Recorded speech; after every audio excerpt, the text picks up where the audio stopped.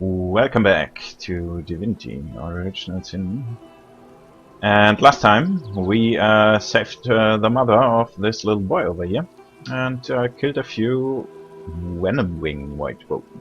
Yeah, Voidwoken in this area seem to be pretty huge bug-like monsters. And as we have actually seen mid-fight, they can fly. But anyway, we are still on our way to Driftwood, and I hope we'll make it there this time. We have to explore this area before we head north, and that we shall do now.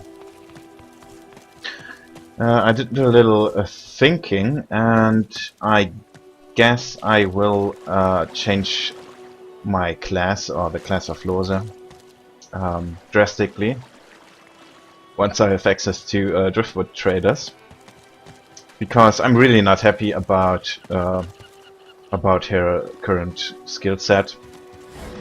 I have to say, we'll go up there later. I have to say that oh, this is where we came from. Okay, so we go there now. Yes, I have to say that while summoning is fun, and I really like the mechanic of being able to choose your element, it is really lacking in strength. And since it doesn't even scale with intelligence, I guess I could use summoning even with a finesse character, for example. But over here we have a shark. Let's talk to that shark real quick.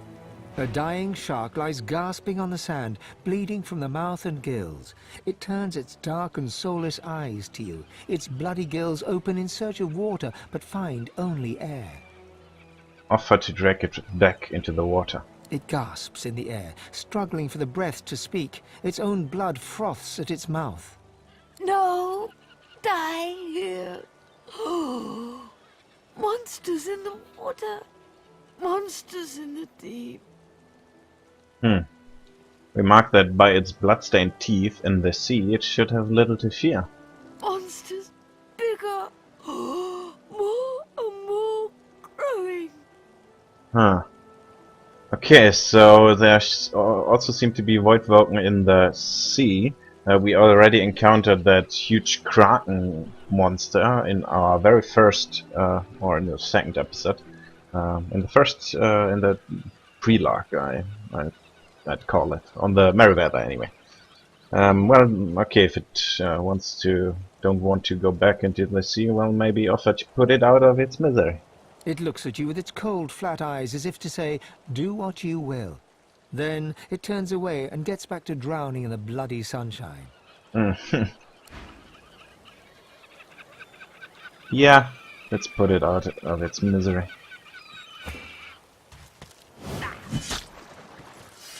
I like that attack animation with that lightning sword. It looks really nice. Anyway, a bloodied leg. So that shark just had dinner, it seems. Now, since Sibyl is dead, we don't have an elf in our party anymore. However, we still have this. And we can simply transform into an elf using Fane's Mask of the Shapeshifter, and then eat all the body parts we'd like. And we'll do that in a second. Yeah, I don't really want all those mutated fish.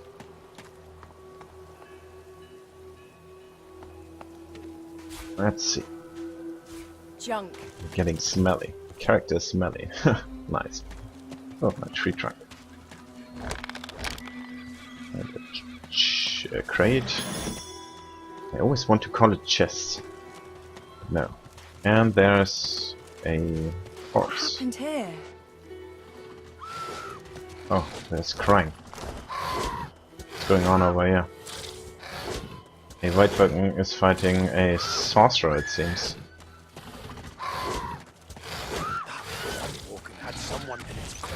What? Okay. That Voidwoken just dragged away a sorcerer. for some strange reason. Okay, I'm standing next to a volatile voidling. That is not quite optimal. But let's see. I could probably teleport that thing over there and kill all of them. Maybe. However, I have to weaken it first, because teleport does not deal that much damage. Yeah, I can do that. Okay. And I will do that. Let's go. Those things are fire immune, I guess. And they're, well, very resistant to it in any case. So, let's go with a mosquito swarm.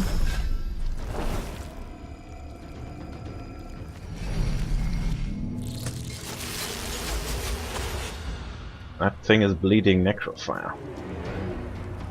And what else? Maybe, yeah, sure, fireball. Oh, it's that. Ah, well, whatever. Let's go with this guy.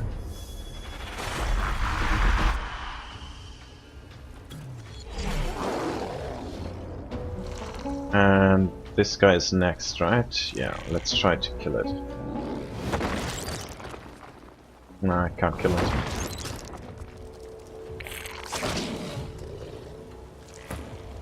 Okay, beast, what are you doing? You are using adrenaline. Enrage yourself. Charge. Oh shit. I finally charge over here then. Can't. Or whatever. Charge over here. And give it a nice whirlwind. And they're all dead. Oh, there are new ones. Oh, they are not dead. Oh, oops. I thought I've killed them. Well, in that case, just run over here and stun them. Or kill them, actually. That should kill them. I'm ready. Nope, very easily. Alright. Let's do a bit of looting. I'm carrying too much. God damn it, I need to find a trader. Sort by weight. Right. Eviscerator. That's my old weapon, I think. It is. So let's put that to wares, and we can drop that thing.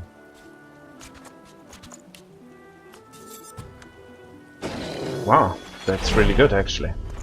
And especially good because yeah, what I was saying earlier is I want to change my skill.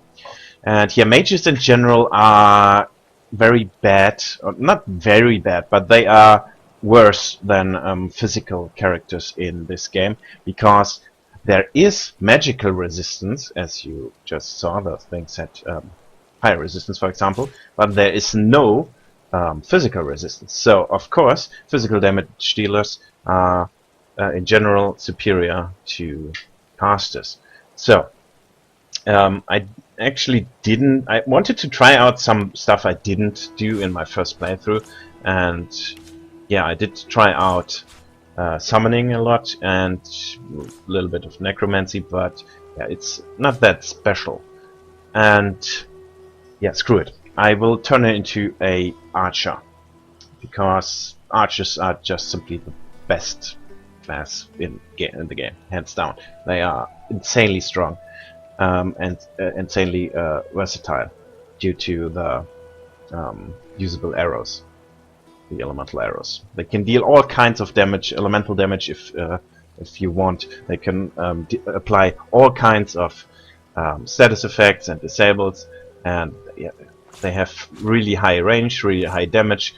They are just insanely good. So that is what we will turn it into. However, I first need some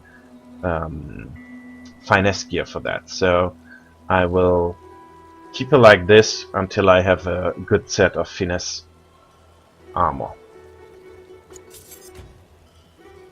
Might not be too bad. Okay, let's continue looting.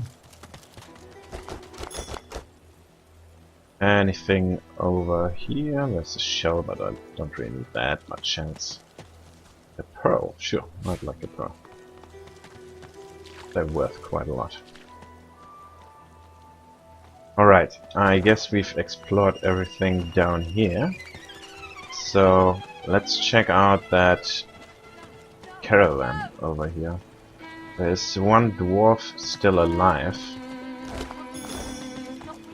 Bunch of severed heads and stuff. You can eat that in a second. And a key. Interesting. Let's drop a quick save and let's first talk to this dwarven woman. No. See if she can tell us what happened here. Although she does seem to be under shock. Can't be real. Not.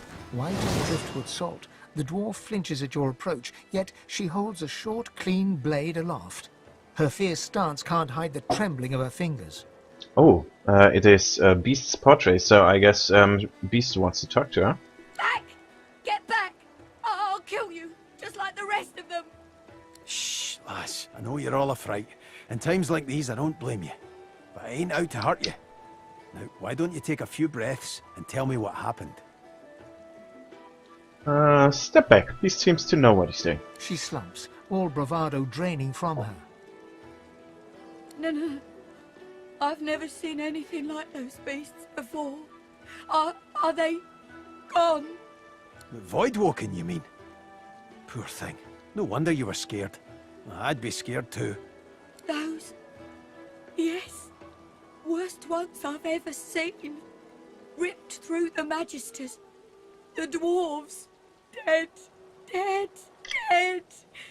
And the Sorcerers. Gone. Oh, okay. We already saw one Voidwoken take off with a sorcerer, so this seems to be a theme over here. Why have Voidwoken? I mean, Voidwoken are attracted to swords, but up until now they have been killing everyone indiscriminately. So why would they start to carry away sorcerers alive? Take away sorcerers alive? Huh. Her eyes stare vacantly into the distance, glassy as marbles. It's not cold, yet her shivering is relentless.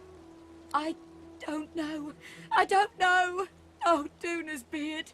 Lohse, my boss, Lohse, will want to know what happened to them, but I can't remember. Lohse. Ah, okay, so that's why Beast wanted to talk to her, because she works for Lohse, and Beast is actually looking for Lohse. Let's see what he says. Lohse, eh? Where will I find this boss of yours? Oh, well, you'll find him in Effie's Emporium, neath the Black Bull. He's a fine man. A little gruff, yeah, but he's the only one in Driftwood wanting to help and not hurt. She looks up at Beast through tear-stained eyes, but you can see her resolve hardening as she remembers who she is and what she stands for. Oh, Seven sympathy. I saw those things dragging the sorcerers along the cliffs towards the Wreckers' Caves. No more. It's gone. She flinches at the slightest rustle of wind through the long grass. Terror in her eyes, she stumbles away from you. Okay, so she confirmed it, that sorcerers are being dragged away.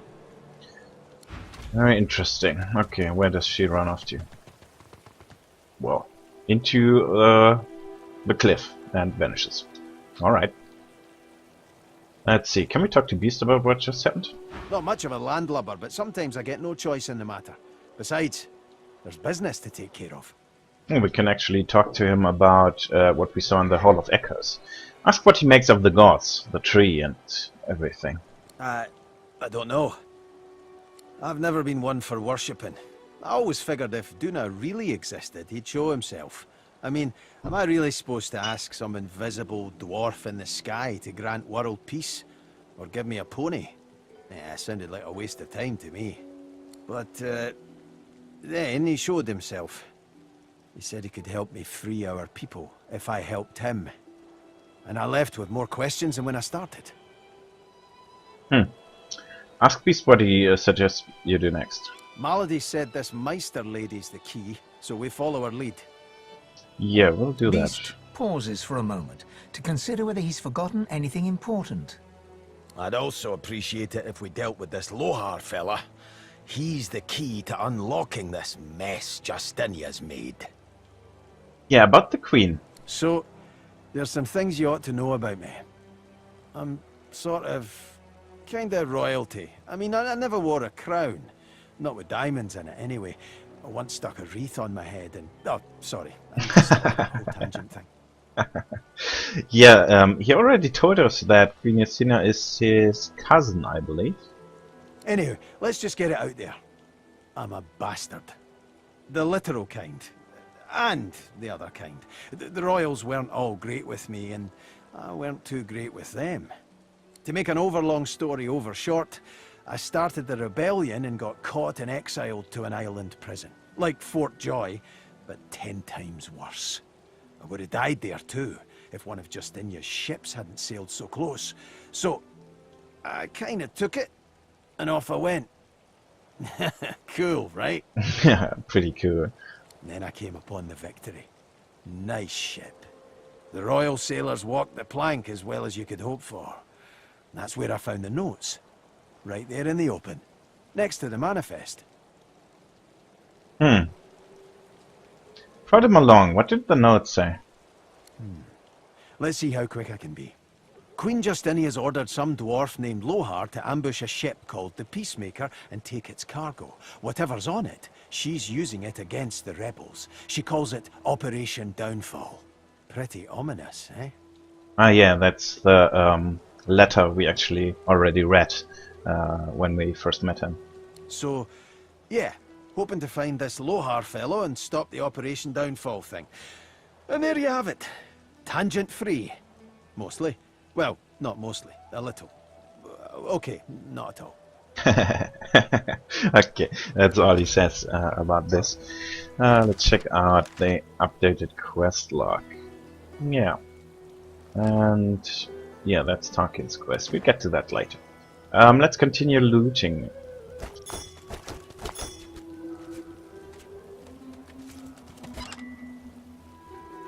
Wow, that is actually pretty good. It doesn't have a socket slot, right? Let's see. No, it doesn't. But it is unique. Nah, it's worse than mine. But less damage. Yeah, no, I don't need that. But we got a nice, hopefully nice bow. Well, it's not that nice, but it will do, I guess. Got a socket slot, it's rare, level 9, and got some critical strike on it. That is alright-ish. Could do better though.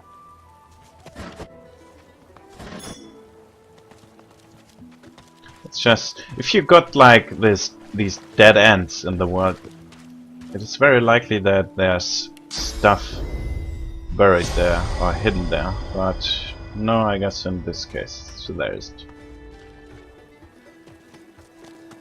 Anyway, I think we pretty much looted everyone over here. Oh, yes, we did. There's some more crates over here. And some mushrooms, sure, why not?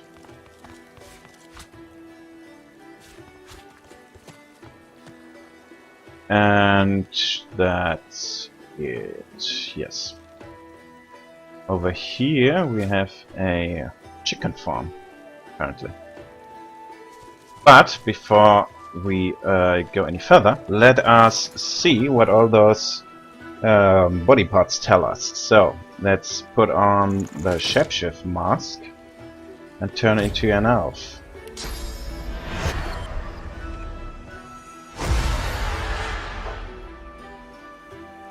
Oh, she's got the female version, right? Looks better than Fane at least. Okay, let's have some lunch. Yummy. Okay, let's start with a void-tainted disembodied foot from this caravan over here.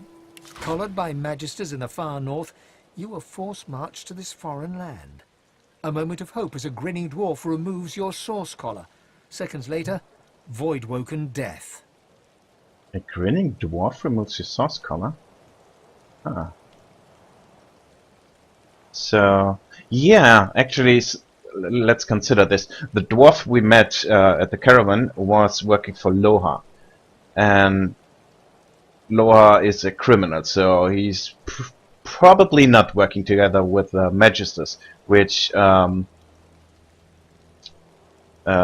up the question of why were Lohse's dwarf at a caravan of magisters that escorted sorcerers,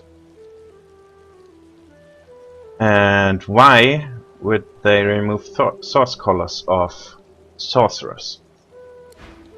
They could they have been freeing the sorcerers, but why would they care about sorceresses at all? Maybe we get more hints about that. Let's go with a void-tainted disembodied hand. You remember a cold childhood in a no-hope fishing town, bullied mercilessly by a dwarf named Lohse. With no other prospects, you sign up as a magister, eager for the power denied you all your life.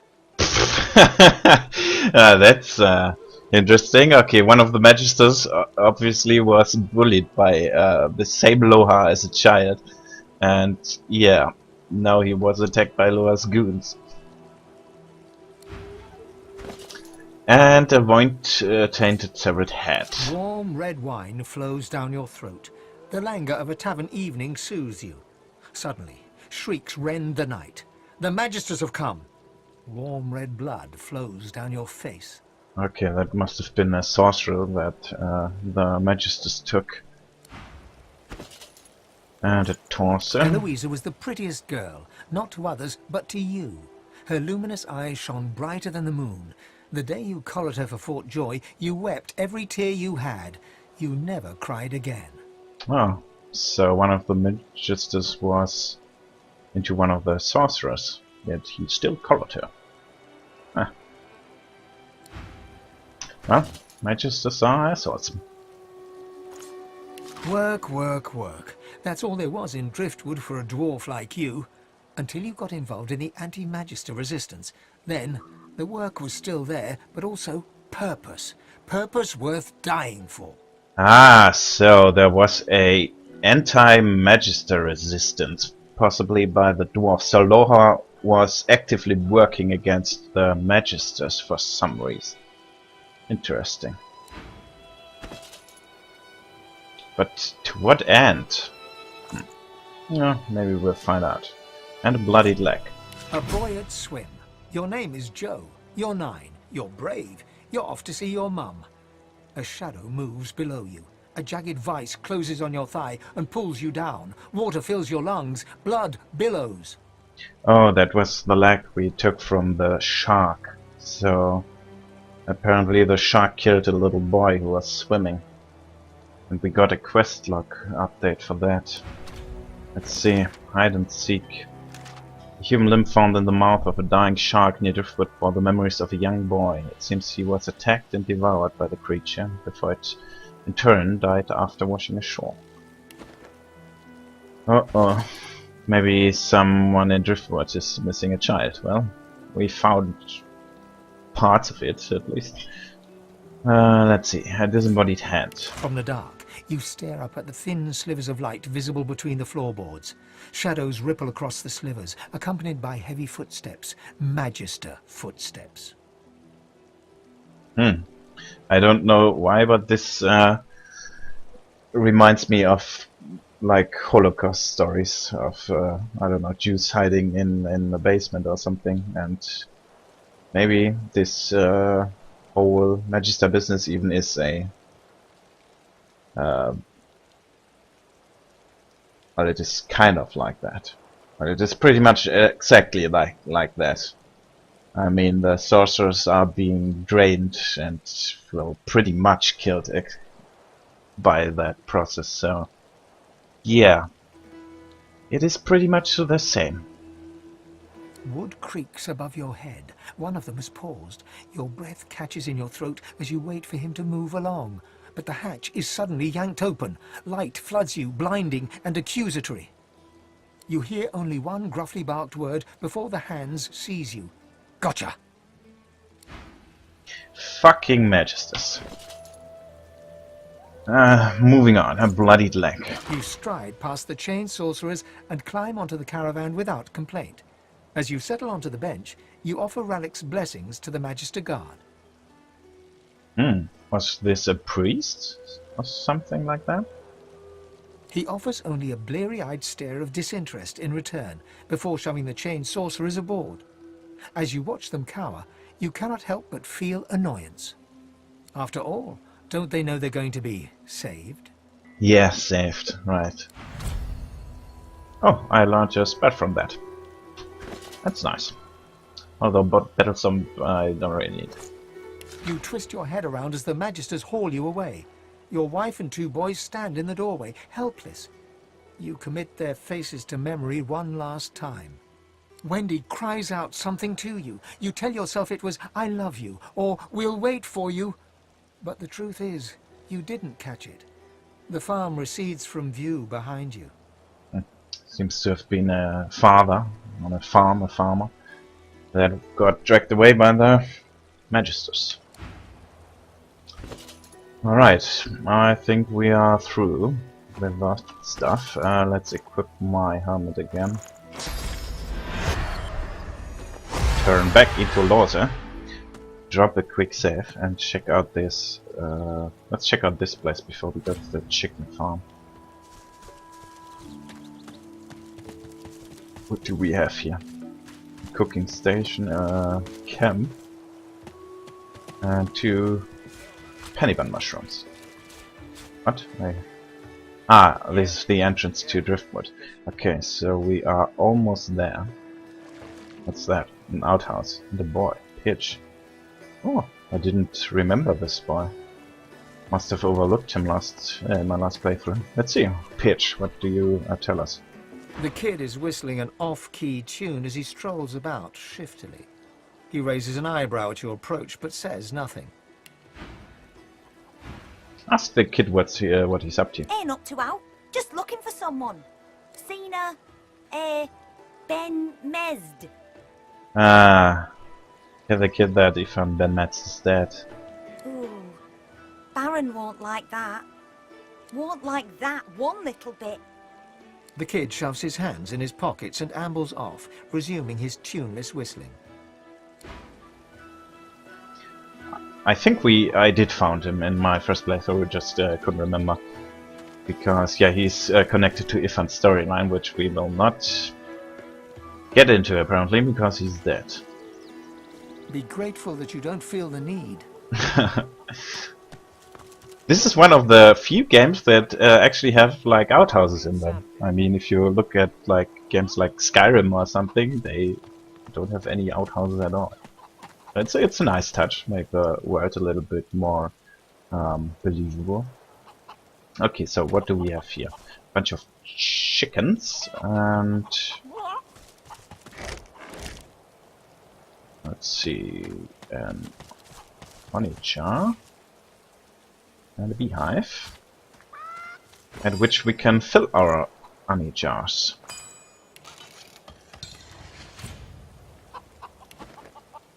And I don't need pumpkins, I don't need pumpkin parts, and I don't need milk churn. Let's talk to some chickens. Little Loretta. Eggy, Eggy, gone, gone. Baby Eggy, gone for good. Help! Help! Help! Help! Ask how you can help her. Marge? Marge knows. Marge saw. Ask Marge. Okay, we'll do that. Let's talk to Little Grimlet first. Frown, you can usually speak to animals. Okay. Responding kind. Buck. Okay. Not very talkative. And we've got little Tiff. Yes, yes, you look just the type. Egg thief. I knew it. I found the culprit.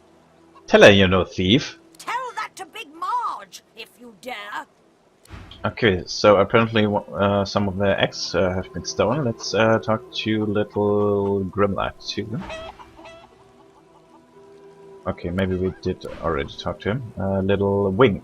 Did you hear? The eggs are gone. Gone for good. No one to keep them warm. No one to keep them safe. Asked what happened to her eggs. Not my eggs, our eggs. All the family, all the eggs, every last one. Big Marge, sir. Big Marge will tell you everything. Okay, so apparently Big March knows, and then finally let's talk to Big March. I saw. They were stolen. The babies, the eggs, something took them. Ask what happened. Horror, thief, horrible thief. It came in the night. It took the eggs. It scrambled away fast. Ask her where the creature ran off to. If I showed you, you could bring them back. You could bring them back. Map, show me your map. Nod and hold it out in front of her. In a flurry of feathers, she leaps up and pecks a small hole in your map. That's where they are. I went after my babies. I saw where they went, but they've changed so much. Bring them back. Okay. So, counting your chickens. Yeah. So, let's see. Over there are lost eggs. Yeah, we'll get your eggs back. We can do that. And we might even do that before we go into the city. But in any case, we won't do that this episode, because we're done for now. Next time we'll bring back her eggs, and then we'll get into Driftwood, hopefully. Do a little trading, maybe, and respect to archery, hopefully. Anyway, thanks for watching, and see you next time.